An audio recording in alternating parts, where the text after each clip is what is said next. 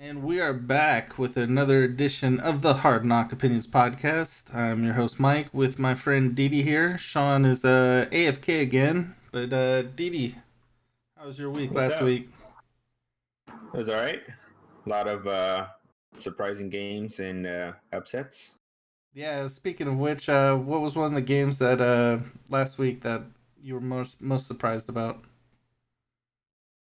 The Rams getting beat by Cooper Rush. that was that was one of those ones. I actually picked Dallas to win that game. I was trolling mostly, but yeah, that was a hard one to watch there. What do you think the Rams' problems were with Dallas? Was it just Dallas's defense was too much, or your offense just wasn't clicking? Both, both defense. Their defensive line is pretty good with Mike Parsons, Demarcus Lawrence. Uh, our our offensive line is just injured. Yeah, We don't have the same starters we did during the Super Bowl. We've had 3 injuries so far this season, and for 5 weeks in a row, we've had a different offensive line, 5-man lineup. And so I think it's honestly communication on some part because I believe that for the most part, our offensive line can block, pass rushers pretty well, except sometimes they just miss their assignments. And so some of them will just get passed through and just not give Stafford enough time to throw. So offensive line issues is pretty bad. Play calling is not as bad, or sorry, not as good either from McVay. And I I don't think we're gonna go anywhere with our offense if they're just focusing on Cup only.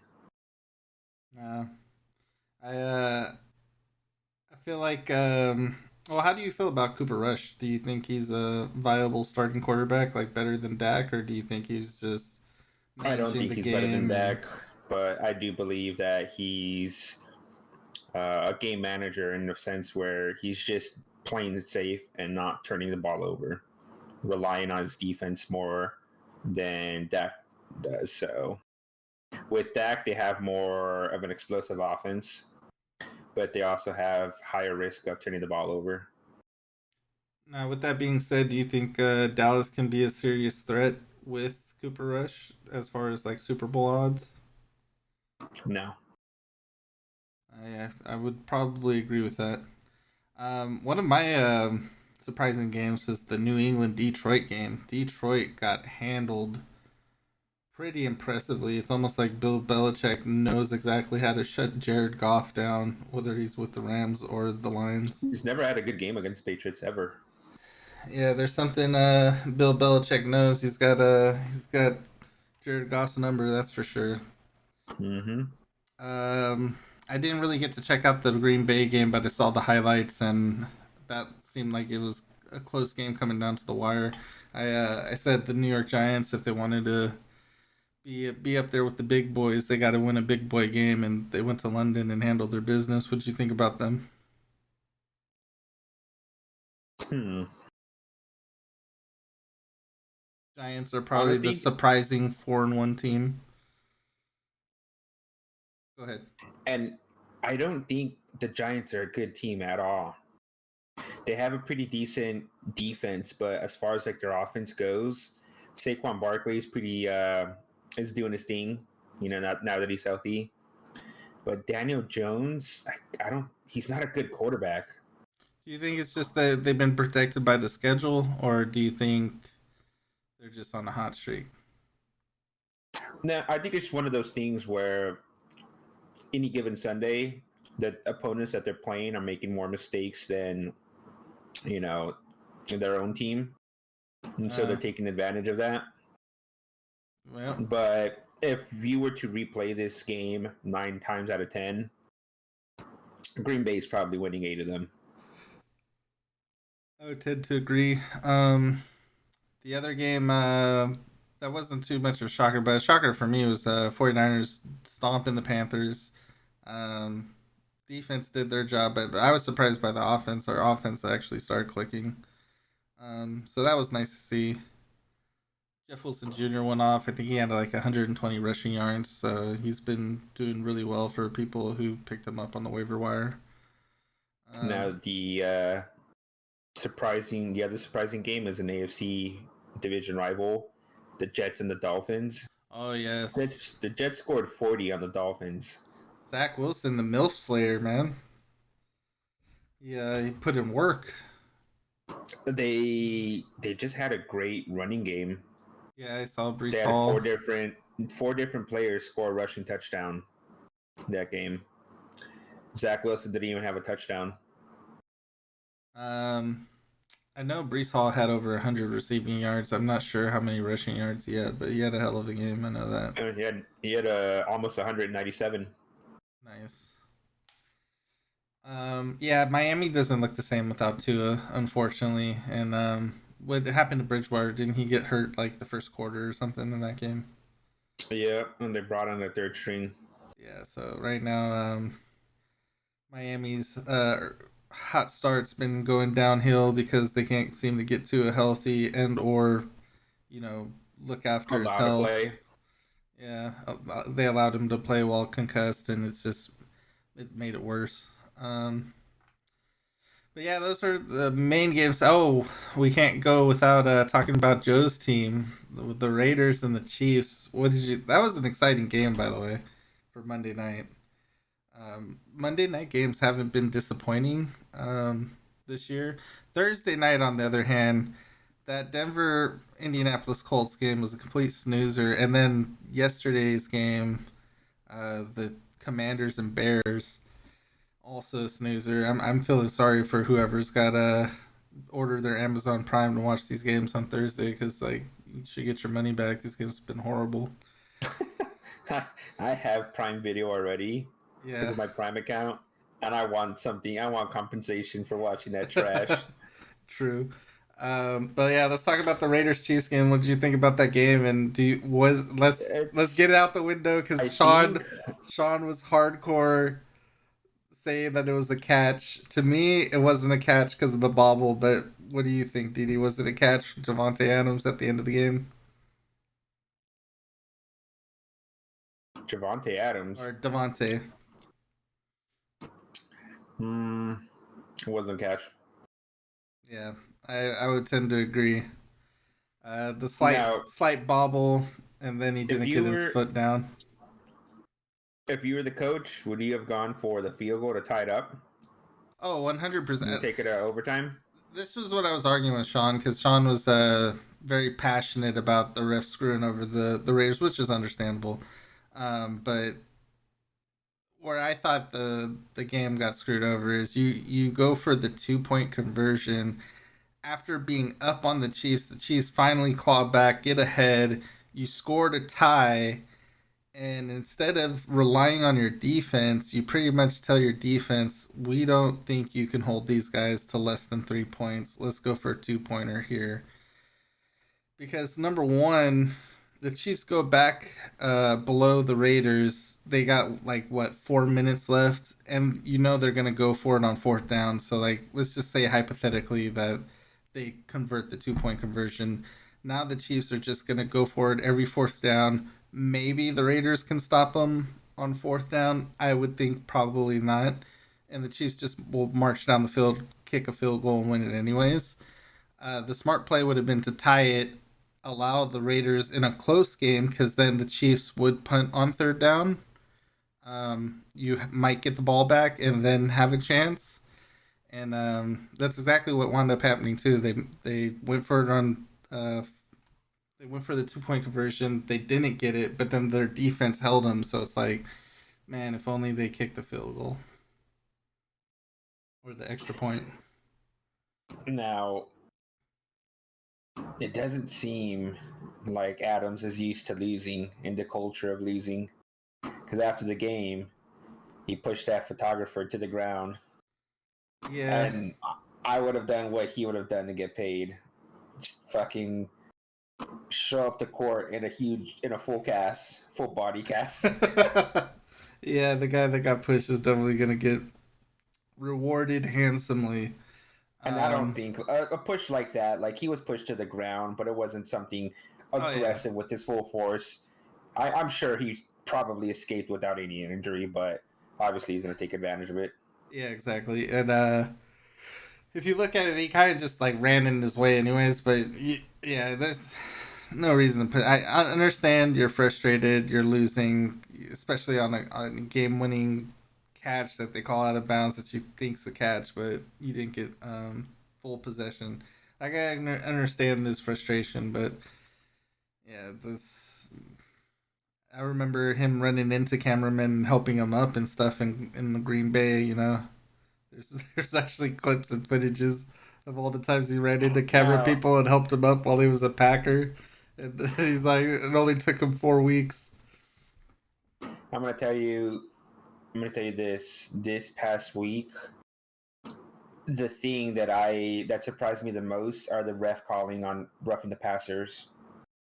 Yeah, there was a huge roughing the passer on The Buck Atlanta game. Buck Atlanta and also the Chiefs Raiders because I think Chris Jones sack strip fumbled Derek Carr and then they called roughing the passer because he put all his body weight or something. It's crazy. Now, you know what, though? When I was looking at the replay, he's using his left arm to brace the fall and using it to sort of prevent most of his body weight to be put on Carr. Like, I actually thought it was perfectly fine.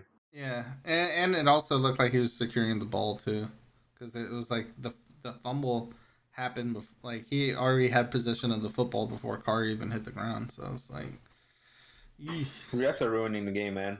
Yeah, there's a lot of shady calls. That's why I would hope that the NFL would eventually come to a point where they get rid of the judgment calls for referees, where like you only see the flag if there's a clear cut penalty. Like anything that's judgment or you know I think they not should be able to look at judgment calls if they're called.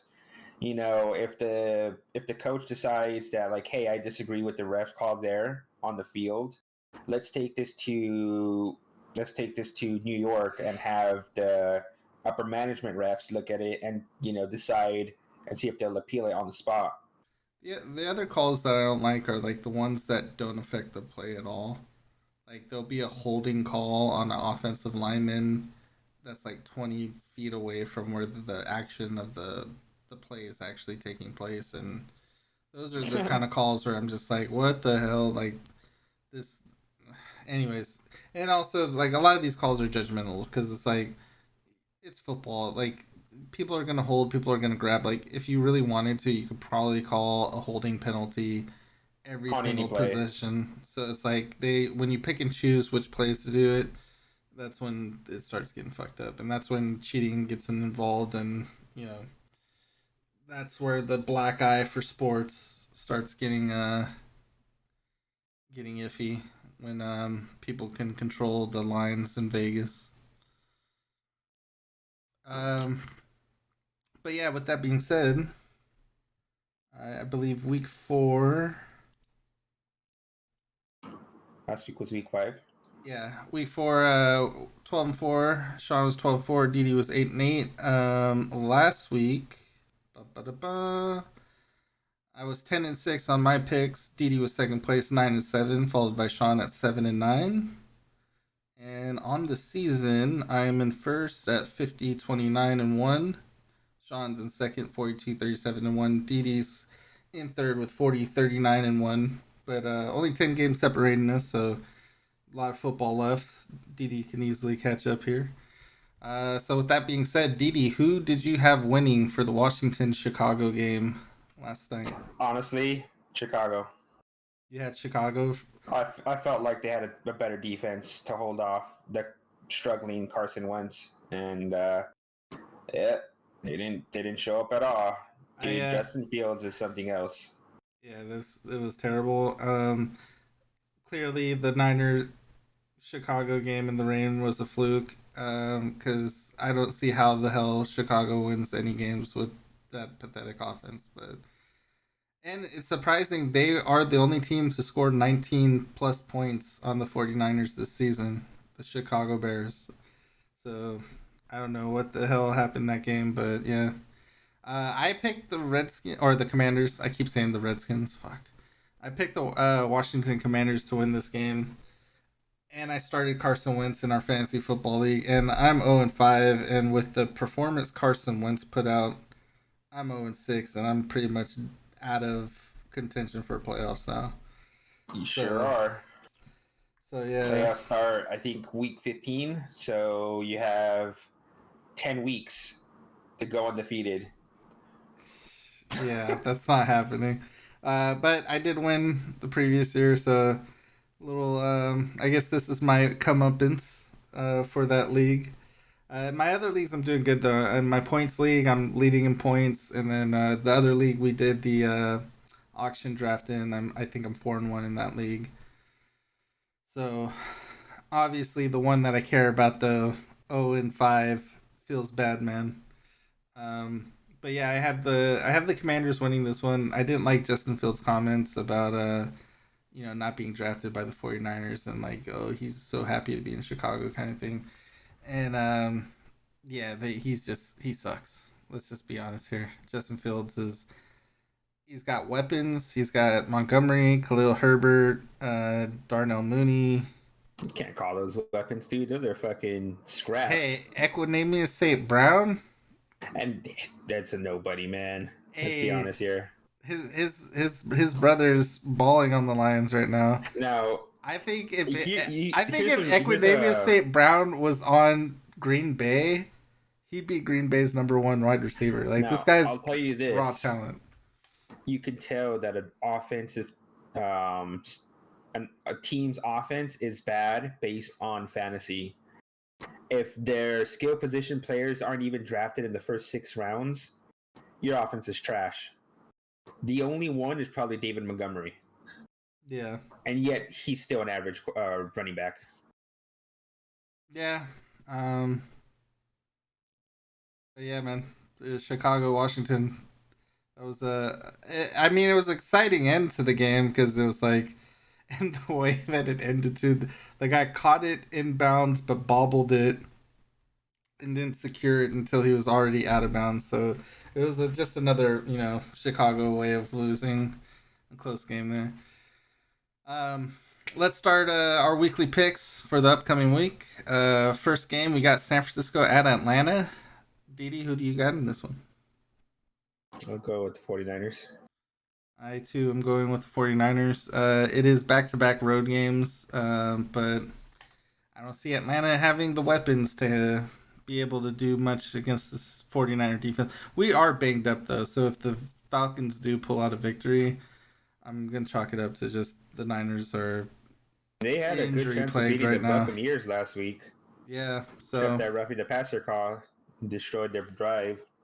if the Niners come in sleepwalking, I can easily see this being like a trap game. So hopefully the Niners bring their A game and we get the dub. I'm picking the Niners here. Player to watch for me is going to be Jeff Wilson Jr. As long as the 49ers can run the football, they have great chance of winning any game. So less the ball is in Jimmy G's hands, the better. Next up, we got New England at Cleveland. Didi, who do you got winning in this one? New England. I am gonna go with the Browns only because it's at home.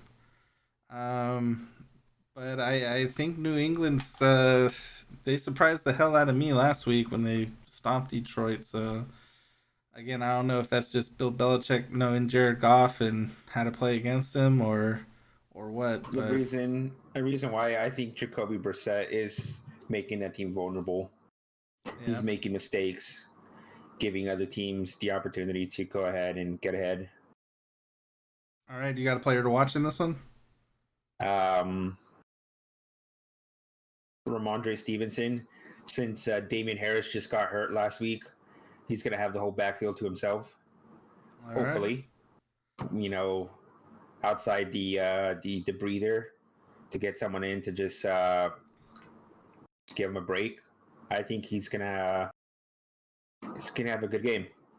We'll see what he can do with the whole backfield by himself. Yep. Um, is Mac Jones is still hurt, right? There's a Bailey Zappi that's the quarterback for New England. I think Mac Jones was practicing this week, and if they clear him, he's going to play. Okay, because I actually like Bailey Zappi coming out of college. He was one of the underrated QBs, and I think New England is a perfect spot for him. I also thought the same thing for Mac Jones. I think Mac Jones is probably playing at a higher level than the people that were drafted ahead of him. Although I think he is the weakest quarterback, I think New England system is just a good fit for him. So he'll have better success earlier in his career before people start figuring him out. Um, with that being said, my player to watch here is going to be Nick Chubb. Rub a dub dub, Chubb in the tub. Next up, we got the New York Jets at Green Bay. Both teams are 3-2, I believe. Didi, who do you got winning in this one? Green Bay. And The Jets are the Jets, man. I can't see them fucking beating like good teams. I'll say this much: they lost to the Giants, so if they lose to the Jets, and New York's going to be having a hell of a party because that'd be the first time I think any New York teams beat the Green Bay Packers back-to-back weeks. Uh, Yeah. I do like the MILF Slayer. I like Zach Wilson. I think he's a hell of a quarterback. But there's no way Aaron Rodgers comes into this game sleeping. I think you're gonna see probably the best Aaron Rodgers on the field because there's no way he's gonna go 0-2 against New York in consecutive games. So my player to watch here is Aaron Rodgers. Next up, we got the Jacksonville Jaguars and Trevor Lawrence up against old Matt Ryan and the Colts. Didi, who do you got in this one? The Jags. Earlier this year, Jags shut out the Colts. Given that the Colts didn't have Michael Pittman that week, I think the Jags defense are familiar with the Colts, so I I find this going to be a pretty decent game on the Jags' part. I'm actually going to pick the Colts in the upset here just because it's at home. I feel like they got a little bit of momentum on their side. And Jacksonville, I feel like they are improved, but for some reason, I don't think the Jaguars are as good on the road as they are at home. So that is the only reason why I'm picking the Colts here. Um, so yeah, my player to watch is Alec Pierce, rookie for the Colts. He had a pretty good game last couple games, and Matt Ryan seems to be finding him more often. So let's see what Alec Pierce can do here. Next up, we got the Minnesota Vikings at the Miami Dolphins. DD, who do you got in this one? The Vikings. Dolphins are going to go with the third string quarterback. They're not producing any offense with that dude, so I think his name's Skylar Thompson. I could see the Vikings beating the Dolphins by double digits this game. I too am picking Minnesota. However, it is Miami in the heat. Miami is at home. But the only reason why I can't pick the Dolphins is because of the quarterback situation. If Teddy Bridgewater was the quarterback, maybe I might slide towards the Dolphins. But I think Didi's right here. I don't see the Dolphins' high-powered offense moving with that third string cornerback, unfortunately. So I got the Vikings in this one. Justin Jefferson, my player to watch. Next up, we got the Cincinnati Bengals at the New Orleans Saints. Didi, who do you got in this one?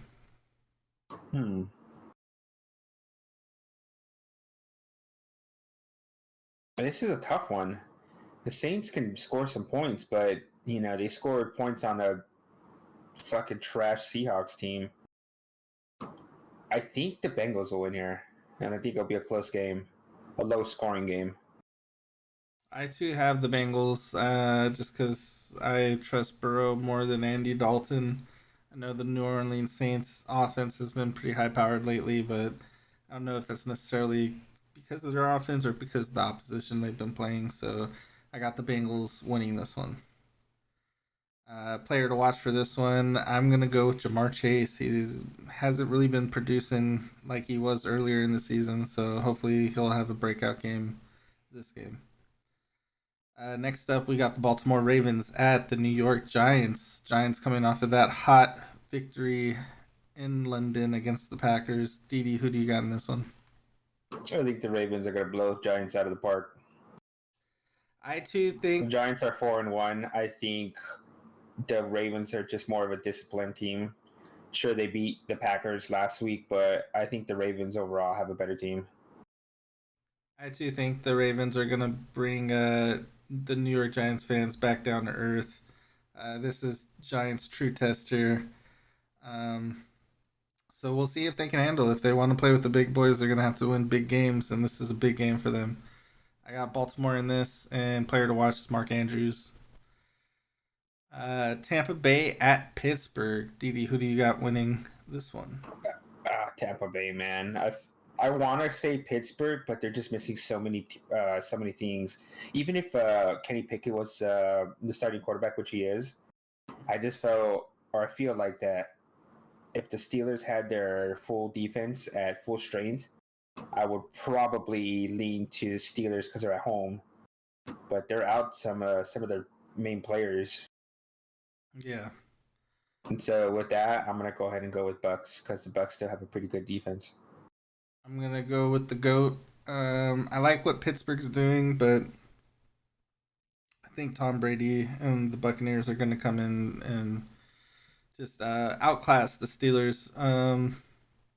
I do like what Kenny Pickett's doing, especially his connection with George Pickens, because George Pickens was pretty much fantasy fodder with Mitch Trubisky at quarterback, and it seems like the last couple of weeks George Pickens has been getting a lot of targets. So, player to watch in this one for me is George Pickens. See if he can become that Pittsburgh number one receiver.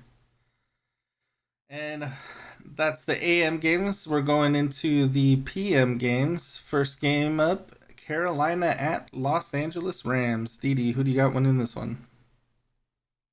I'm gonna say Rams. And not out of homer pick, I just think the Rams so far just have a better team than the Panthers. They've been demolished by teams that have good defenses, and I don't think the Panthers have a good defense, so I think the Rams can score here. I don't even know who the hell the quarterback is because I think Baker's benched, and I don't know if they're going with Sam Darnold or if they're going with Paul Walker. Paul Walker, that guy died No, in a car accident. there's like a quarterback, the third stringer's named Walker. I think it's Paul Walker. Maybe I'm getting the name wrong. I think it might be PJ Walker. PJ Walker, Paul Walker. Nobody knows who this guy is, but all I can say is that if the Rams lose this game, this will probably be the most embarrassing loss the Rams would have had in like the last 10 years. So I got the Rams winning this one easy. So yeah, I'm picking LA here. I don't know, man. Thinking of embarrassing losses, I think it might have been All right, let's just put it this way. 2018, where we were like 7-2, or that might have been 2019, where we were doing pretty decent midway season, and we lost to the winless Jets. Oh yeah, that's pretty bad. We were the only team that, I think the Jets were the only team that beat us, and the only win against us that year. That was a pretty sad win. Yeah, if Carolina wins this though, that's gonna be up there. I'll say Yeah. I'll say Carolina upsetting the Rams would be equivalent to the Bears beating the Niners week one. Um, Player to watch here, Allen Robinson, man. Let's see this guy get some targets. Matthew Stafford, what's up? Next game up, we got Arizona Cardinals at Seattle Seahawks.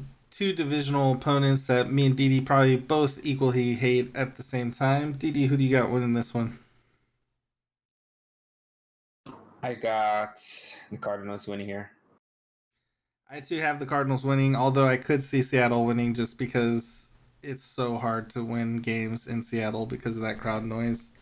But hey, my birdies tell me there is no double XP week in COD, so Kyler Murray should be at tip-top shape to beat these Seattle Seahawks. Next up, we got probably the game of the week here. Buffalo at Kansas City. Didi, who do you got in this one? I got the Chiefs winning here. Interesting. And it's going to be one of those games where it ends on the last drive. Watch.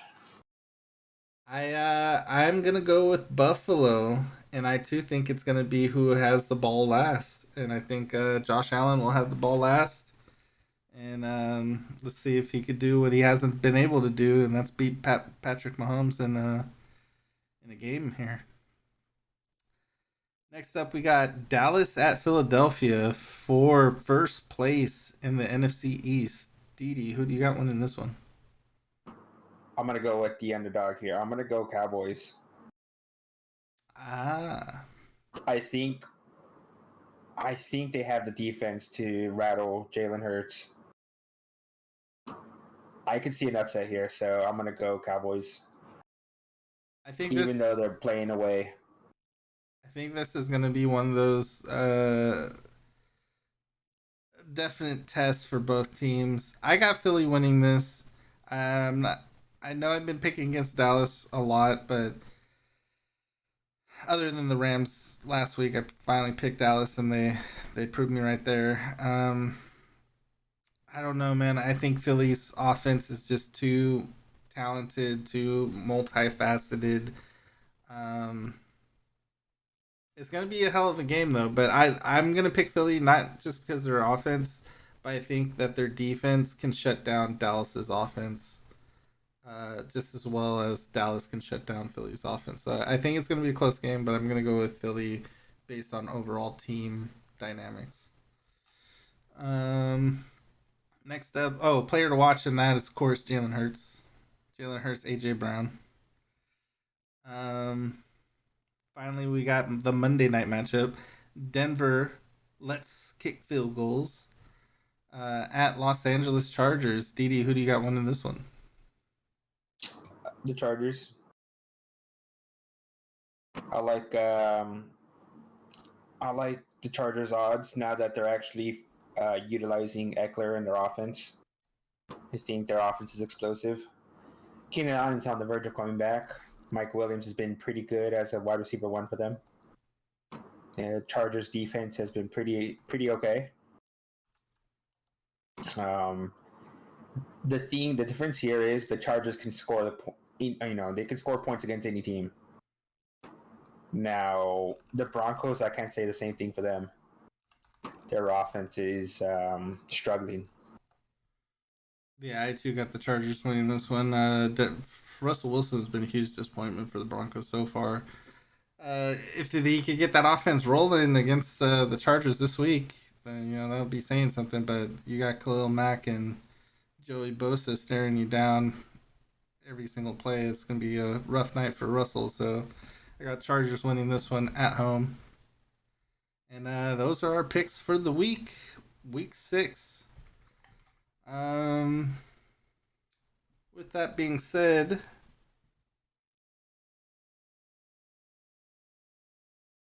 there's a few other topics that we should talk about. Given that I'm a Rams fan and I actually follow the team, this yesterday, Friday, the Rams designated Cam Akers out for vague reasons, and I think this is in a step to remove him from the team, either release him for just being pretty bad, or packaging him up for a trade, for probably the Carolina Panthers. Trying to get rid of all their assets and just starting to rebuild. Yeah, I've been hearing rumors too of Panthers being on the lookout for like a wholesale for their team, basically, because that is it the owner that's selling somebody's. Oh, the coach got fired. That's what happened. So they want a lot of draft capital to entice new head coaches coming in. So we could be seeing players like CMC move, DJ Moore. I believe they got some decent edge defenders like Brian Burns and a couple other people that are valuable trade assets. But yeah, Carolina's probably in the market for trades. So who do you think is a running back that the Rams would be trying to target? There's three at the top of my head. C-Mac because of the rumors and the trade talks between the two teams. Mm-hmm. I could see Cleveland trying to make a trade with the Rams for Kareem Hunt. Kareem I Hunt's a see that. great pass catcher. I know he just re-signed with Cleveland for a 2 or 3 year deal. I'm not sure if it was this year, last year, but I could still see them parting ways with Hunt because they still have Chubb. I also remember Um, Hunt being disgruntled earlier because he wanted a bigger role or something like that. It was earlier in the offseason. So I can and see I could that. also see Alexander Madison from the Vikings. Now, between the three, which one do you think fits your guys' offense the best? C-Mac. We just need a versatile running back, someone that could run it very well without the help of an average to great O line. Mm. Someone that could catch the ball from the backfield pretty well because we're missing that, and someone that could just pick up rushes and just block. So I think C-Mac's great on that too. Your guys' offense very similar to ours, and I know Kyle Shanahan with the zone run scheme. He loves fast running backs that could get to the edge. So I think your team's also been lacking that style of running back, and I think C Mac probably fits that style of running back better than Hunt or Alexander Madison. I think Hunt would probably be my second choice for your guys' offense, and then third would be Madison. Madison's more of like a bruising running back. Um, but yeah, I think C Mac would fit in your guys' offense. I wanted C Mac to be honest with you, coming out of his draft. I forgot who we drafted. I think it was like Mike McGlinchey or somebody else. Somebody disappointing, but I wanted C Mac that year. Coming out of Stanford. Also, Ed McCaffrey's son. Ed McCaffrey, longtime Bronco wide receiver. Won a couple Super Bowls, helped John Elway. But yeah, Christian McCaffrey, hell of a player, would fit well in your guys' offense. With that being said, is there any other trades that you feel like the Rams need in order to get back to being Super Bowl contenders? So two positions that we still need to get looked at. O line, we need some pieces, especially left tackle. Um, and we also need another wide receiver to complement Cup. So since McVay took over in 2017, there's always been a main wide receiver and a complementary receiver to go with them. And with just two good receivers, McVay has been able to produce with an offense. And Robert Woods was that complement to Cup for the last few years. Odell came in last year with Woods. That was weird. Odell came in week 8, right? To a Yeah. trade with Cleveland. That same week, we were expected to show Cup, Woods, and Odell on the same offense, but that was the same week where Woods in practice tore his ACL or something like that, and he was out for the season. So we never even got to see what the potential of all three of those wide receivers in this offense at the same time. Yeah, it's interesting. But if we can get another wide receiver, I think we could do something. Obviously, I think Robinson still might be that piece, but I just don't think the O line's giving Stafford the opportunity to look for Robinson because he just has to get rid of the ball. So for trades, I don't know what team's looking to try to get rid of their receiver. I'm sure there's people that would be what about or even free agents like Will Fuller. I don't think he's been signed to anybody. What would you think about a Will Fuller signing to the Rams? Don't like it. He's too injury prone. Fair. I don't like it at all. Um, I do like. Hmm. Maybe Michael Thomas coming out of New Orleans, since they got a Chris Olave, rising star for them. Mhm. Maybe they'll be looking to get rid of him. That could be. Maybe an Adam Thielen in Minnesota. I can see that too. Aging wide receiver. Mm-hmm. How about how about Amari Cooper for Cleveland? Fine with that. Mari Cooper. That would be a good one. Um, Probably be like players on the last year of their contract, right? And who knows? Maybe Judy or Sutton will leave Denver this year. I was actually thinking, what about like a DK Metcalf or a Lockett, since Seattle kind of looks like they're rebuilding. Out of those two, I don't know if they I do think I would. interdivisional trades, but I think I would. I'd prefer Lockett. We need someone to just stretch the field. yeah. One of the ones that I was looking at for 49ers until Talanoa Hufanga came out and exploded on the scene was Jesse Bates, the third safety for Cincinnati. He's a hell of a safety.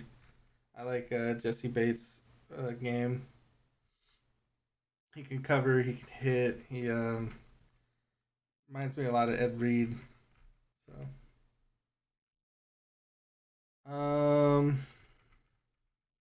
all right. So with that being said, if you can start a franchise, let's put our GM hats on.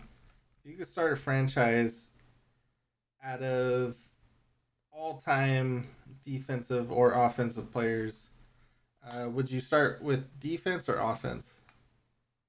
And what three players would you draft first? Offense, 100%. Who would be your three players that you draft all time? All time. Okay, so I would definitely choose a quarterback. I would choose. Honestly, I wouldn't go running back. I would choose an all-time tight end and a receiver. So that's what I would choose to start an offense. So, Now, if I was gonna go quarterback, you know the simple answer here is Tom Brady, right? yeah. But I'm not gonna go with that answer. I'm gonna go with someone that's still special. Like, I want to say Aaron Rodgers. Aaron Rodgers, especially early on in his career, was pretty special. I see that. I Yeah, I think I like pocket passers. So like a Rodgers or a Breeze would be my pick. But I guess if you're saying all time, like we already know their potential. Yeah.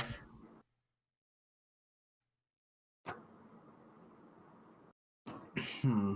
I'm gonna say I'm gonna say Rodgers, because at his potential, dude, he was throwing like 40, 45 touchdowns with like 3 or 4 picks in seasons. When he was getting MVPs, and he can make any throw on the field.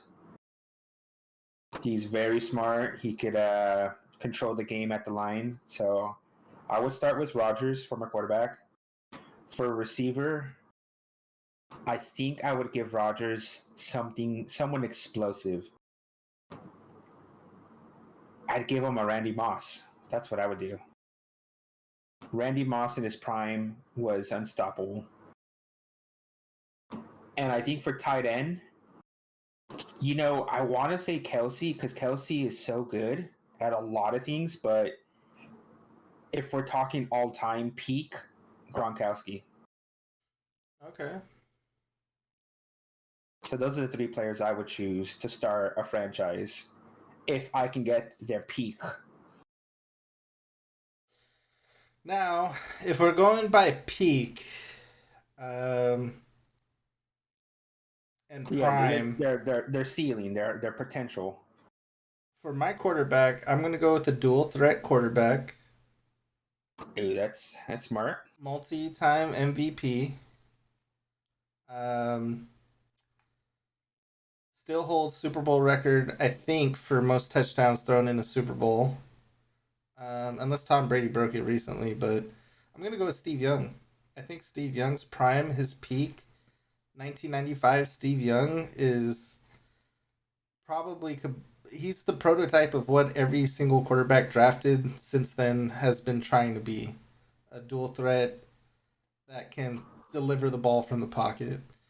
And that was Steve Young 95. So I'm gonna go with Steve as my prime quarterback. I'm gonna Okay. go with Jerry as my prime receiver. Okay. And for tight end, I'm gonna go Tony Gonzalez. Tony Gonzalez, Kansas City Chiefs tight end.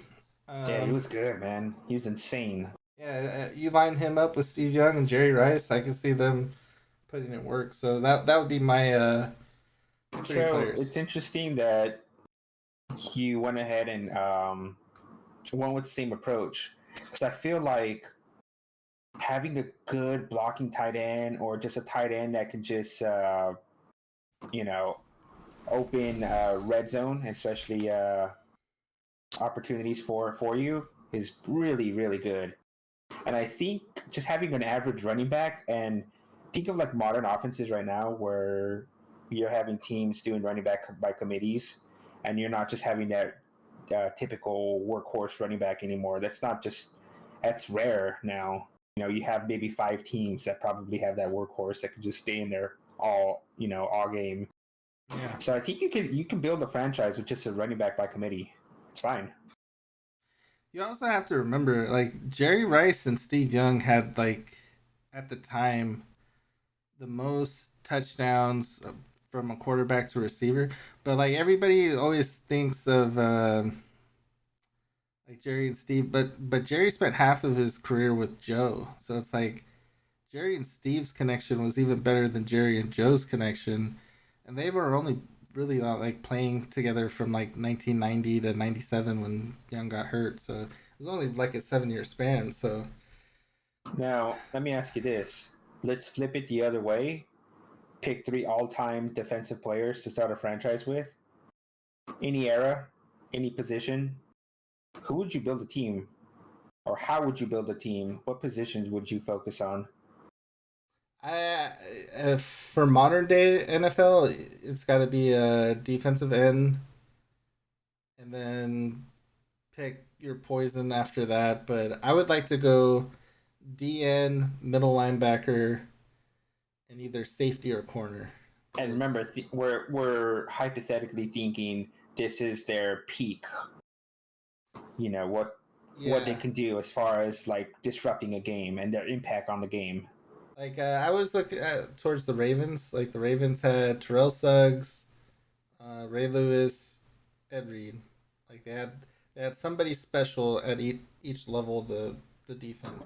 And with those 3 players, they always had a top 5 defense. Exactly. So it's like you can't go wrong by building your blocks there, and then just having good talent around it.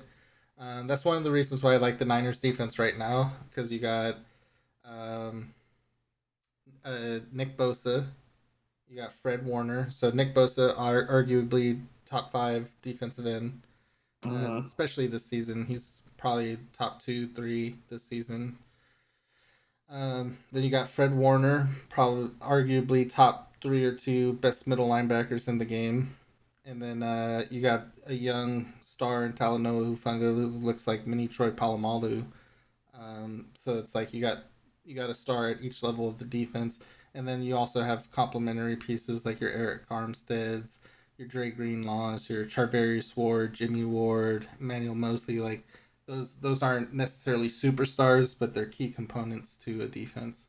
Um, Okay, so so if I I had like a I like a balanced defense. so if I had a, I'm gonna probably sound homerish because these are a lot of Niner players, but I would go with for my defensive line. Let's just start linebackers. I'm gonna pick Patrick Willis at his prime. I think he was the biggest beast there was a linebacker. He could cover running backs. He could cover tight ends. He can outrun receivers down the sideline. Like I seen him catch a receiver one time, being 10 yards. Like he was just amazingly athletic, which was his downfall because like once he started losing his athleticism and he had the foot injury, he had to retire early. But at his prime Patrick Willis would probably be my first building block. Um, and then after that, I would have to go with prime. I'm gonna say Charles Woodson because Okay. Charles can play corner or safety. In his prime, he was best at corner. So I'm gonna go with Charles Woodson, Patrick Willis, and then for my defensive lineman, my favorite defensive lineman is Justin Smith, just because he was a beast. But if I had to go with like any defensive lineman, that's so tough. But I'm probably gonna go with Lawrence Taylor. I don't think Lawrence Taylor was ever blockable. So if I had to pick one defensive end to just ruin the other team's game plan, I'd go with Lawrence Taylor. Dude, that guy's insane. Yeah. So Now, that would be my cornerstone. That would be Willis, prime Taylor, prime Charles Woodson. okay, I like it. Now, if I was to start a franchise with 3 defensive players, I would choose the approach of pass rush. I'm saying put the 3 best pass rushers that I can think of on one line, and it would just wreak havoc for fucking quarterbacks. I feel like the only few quarterbacks that would try to take advantage of pass rushing would be something like a Tom Brady, someone that can get rid of the ball over the middle, quick slants, quick throws out to the outside. Yeah. And I think he's one of the only players that might be able to take advantage of, like, a really good pass rush. Now, I'm thinking Aaron Donald in the middle. Okay. I'm thinking prime JJ Watt. Okay. And you could say Lawrence Taylor, but I'm gonna go ahead with more of a modern take. And I was thinking about this earlier today. So honestly, I think JJ's brother, TJ Watt, in his prime. Think of think of week 1 this year. JJ Watt was all over the field. He was tipping balls. He had an interception. He had a strip sack, a fumble. Dude, he was all over the place. Now TJ. um, just think of both JJ brother or the both Watt brothers on the same line with Aaron Donald in the middle. I think in their prime, and dude, I don't think any fucking offensive lineman can stop that. You know what's That's funny? what I would do.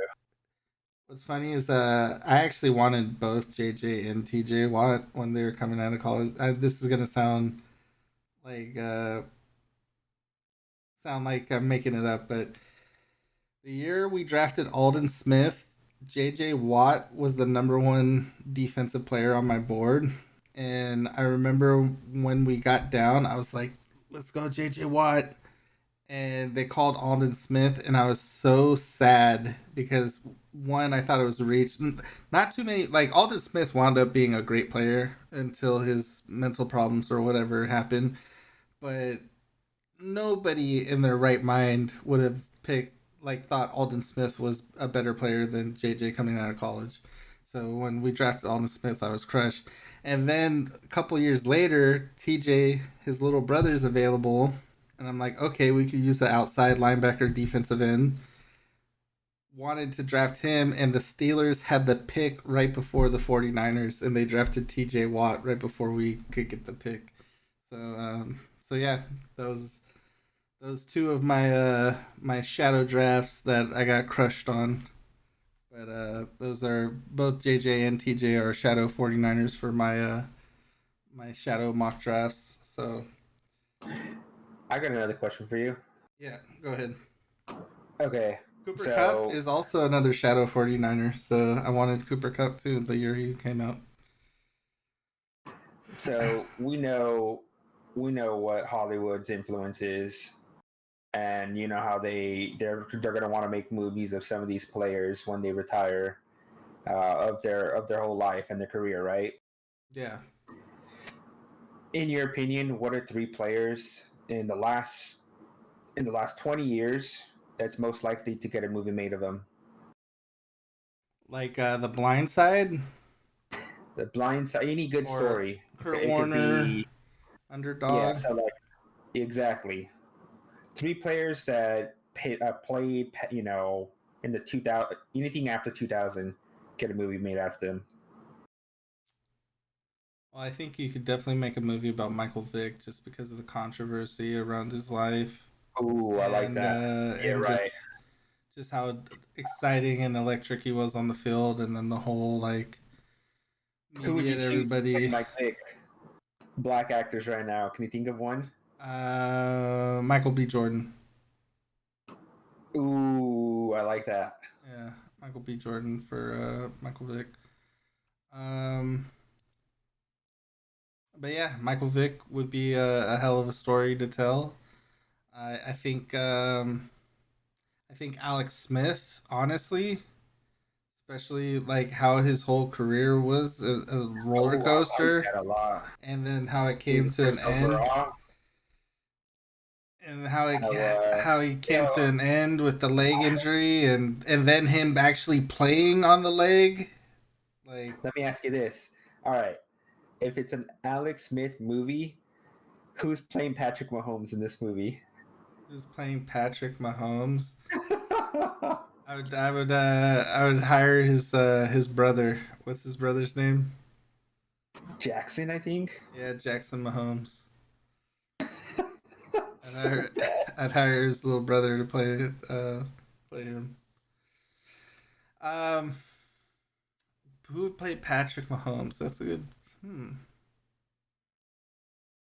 I'm sure there's somebody on.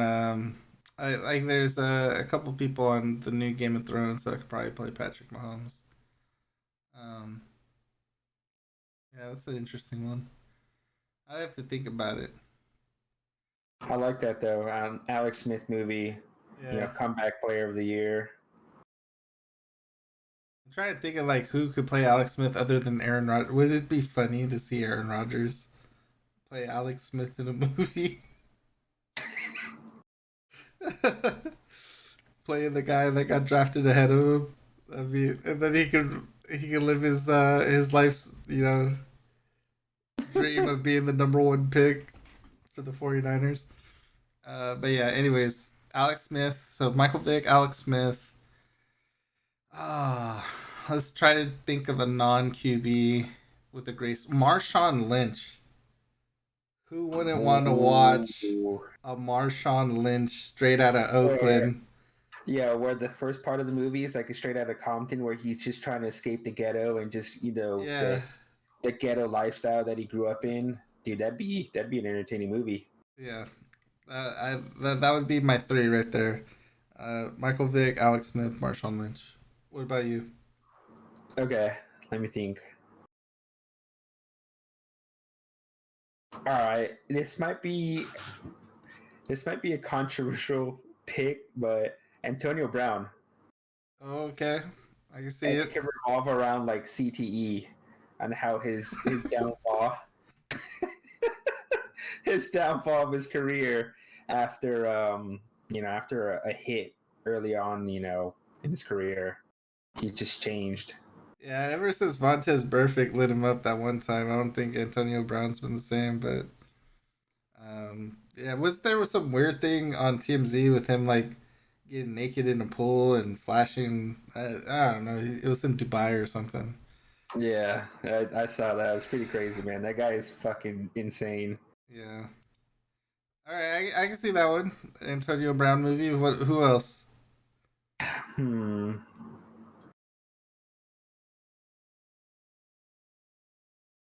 What about a Brett Favre movie?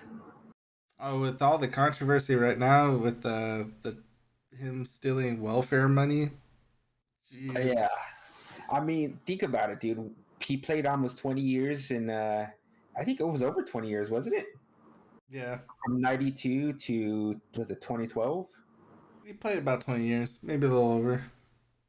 And the whole movie can be like, I'm going to retire, but I'm coming back. Retired just to come back. Tom Brady. Oh, poor Tom Brady. You could make a movie out of that right now. Just the Oh, yeah, whole. 100%. I mean, I was, Tom Brady's the obvious answer, but I'm going to try to refrain from Tom Brady Yeah. and try to go with, like, other interesting stories. Like, how about Ray Lewis? That's an interesting one because he had, the whole gun charge or not Yep. seeing somebody get shot or there's some kind Mm-hmm. of controversy. And he always talks about, like, growing up, his mother was abused, and that's what pushed him to get stronger, and that's what made him an insane football player, is the motivation to protect his family. I remember he was telling a story of him not having anything to do, so he just made up a push-up game using a deck of cards. And you flip over the card, and whatever the card said, that's how many push-ups he did. Yeah, and then when he got sick of that, he did them in sit-ups. Yeah. So So yeah, yeah. dude. So let's recap here. Ray Lewis would definitely be an insane movie. Uh, Uh, Antonio Brown would be a fucking crazier movie, and Brett Favre would just be your typical, where this kid from Mississippi come from, yeah. taking over, and the gunslinger. One of the highlights of his career was, I think it was a Monday Night Football game where the previous day his father passed away. He was playing against the Raiders, and he came out and had probably the best game of his career. And most people expected him to play bad just because his father passed away, and all the distractions and probably the feelings he was going through. So I think just thinking about like a movie like that could be probably like a major scene in the movie. Is there any honorable mentions that we'd like to think about? I know Patrick Willis had a really shitty upbringing, so I was gonna name Pat. I think his mother, something happened where he was, it was kind of like the blind side where his childhood was just really messed up and he wound up getting like adopted, because his dad was abusive and What about an Aaron Hernandez movie? that would be No a one would ever want to make controversial. that, right? Yeah, no one would Yeah, want to make that. it'd be like making a Chris Benoit movie. Like people just don't want to associate with those. Although they did do the documentary on Aaron Hernandez, I think on Netflix. I didn't know he was doing the homosexual activities. Apparently, he Yeah, I didn't know was. about that too. I mean, once you go to prison, you're just gay. I guess so. Yeah, what about a Larry Fitzgerald movie? That would be more Someone that more never won the big wholesome game. and upbringing Yeah, uplifting. yeah, he never won the big game. He was always the ideal wide receiver, amazing hands, second all time receiving yards. Model You citizen. know, graduated was it from Arizona State University Yeah. after in his adulthood, but that'd be pretty good. What are there any other players that you would want to see a movie of? Um. I mean, Frank the Tank. You can make a movie about Frank Gore with the two injuries in Miami. Like that. That's a player who had two devastating knee injuries in college, still wound up being a third round draft pick, and then literally was the Iron Man in the NFL for 20 years. So that's kind of like a shocking story just because you would think with those two devastating knee injuries that he would never play football ever again. Um, but yeah, Frank Hmm. Gore would be an interesting one. Now let me tell you this: would you rather see a movie on the career of Jerry Rice or Randy Moss? What do you think for Hollywood? What's more entertaining? Randy Moss. Okay. Like Jerry Rice. Oh, here's the thing: Jerry Rice wasn't flashy. Like he was Flash 80, you know, but Jerry Rice wasn't really the flashiest. He wasn't the swaggiest. He was clean. He was precise, and Jerry Rice just had the most amazing work ethic anyone could ever have. Like the man just outworked everybody and got to his max potential by just outworking everybody. Like the stories of him, like what he would do to get his body ready for the NFL and just like running the hills and mountains and whatever location he was at and like dead sprinting up hills. Like this is a dude that ran like a low score 40-yard dash, but just through his sheer work ethic, like once he caught the ball on a slant, he's taking it to the house 80 yards, nobody's catching him. And this is a guy who ran like a five, what was it? 4.47, 4.4. I think 4.4 is like the normal. He ran like a 4.8. So yeah, Jerry Rice's his whole movie would be just about work ethic and kind of like that. So, but I think Randy Moss's movie would be more interesting just because. Now, think of special team. Is there any player in history where you could make a movie on their career?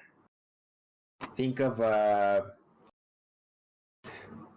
Vinatieri, Adam Vinatieri for the Patriots and the Colts. His career. Yeah. Maybe a Justin Tucker. Trying to think of. I think Vinatieri has definitely had more big games and bigger wins. Yeah. He also has Super Bowls. Justin Tucker doesn't have any. Devin Hester. Yeah, you could probably make a movie about those guys. It would probably be like there was a guy that was a kicker for New Orleans, and I think he had half a foot. That would be like a story, like for. I think his name was like Mortensen. Is that right? Something like that, but it was a kicker, and I think he played for the Saints, and he had half a foot, and I think he wound up like kicking the longest field goal for like a record for the longest time until somebody broke it. But yeah, that would probably be more like a movie for special teamers, or maybe the dude that got kicked in the face by Antonio Brown. You know what I'm talking about? Mm-hmm. Yeah, the punter that got kicked in the face by. You can make a movie off of that probably.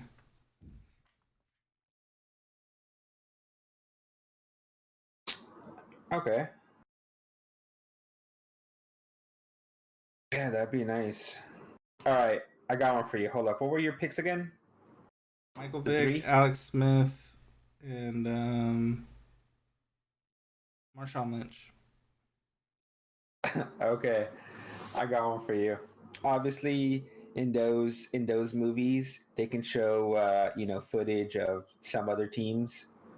Who would play Philip Rivers in a movie that's not about him, but someone else? But Philip Rivers is just an opponent. Oh man, there's an actor I'm thinking of, but I can't think of his name right now. But what movie? Do you remember Avatar? Yeah, Sam Worthington. Yeah, he'd be a good. Dadgummit. Or even the dude from Terminator, like one of the newest Terminators. Are you talking about Genesis? I think so. It's like the one with Emilia Clarke, the guy that played John Connor. Yeah, I could see that too. Yeah, one of those guys. Now, the obvious answer for making a movie was Peyton Manning, besides Brady. The Manning brothers. Oh, Matt Smith could be a great Peyton Manning. He's got the forehead.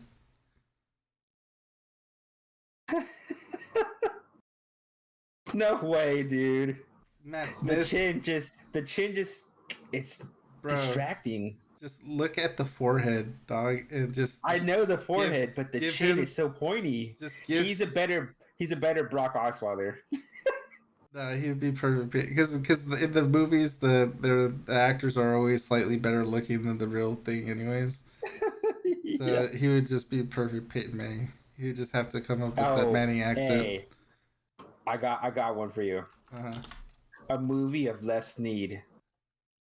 A movie about a GM saying, "Hey, we're gonna fuck these picks. I don't care about the draft. I'm going all in," and that's what the movie title is. All in. Fuck these picks. Fuck them picks. I can see a movie about that, man. Like Moneyball, but it's all in. Yep. But yeah, let's go ahead and end it there. All right. Next week, let's definitely do some hypothetical questions next week just for fun. See what type of weird, absurd answers we can come up with. For sure. As far as some of these hypothetical questions. I'll come up with some for sure. You ever see that segment show by Dave Damashek? The what NFL. if? Yeah, the what ifs. What if this happened? Yeah, those are always good. The butterfly effects, like if something happened and then how it trickles down, and yeah, those are definitely interesting. But anyways, once again, thank you, Didi, for joining me this week on our Hard Knock Opinions podcast. Hopefully next week we'll have Sean and everybody here. And just a shout out, special shout out, Didi's birthday today. Big 3-0. Congratulations. I appreciate it, man. Thank you. So yeah, that's our weekly podcast. Thanks for tuning in. We're out of here. All right, peace.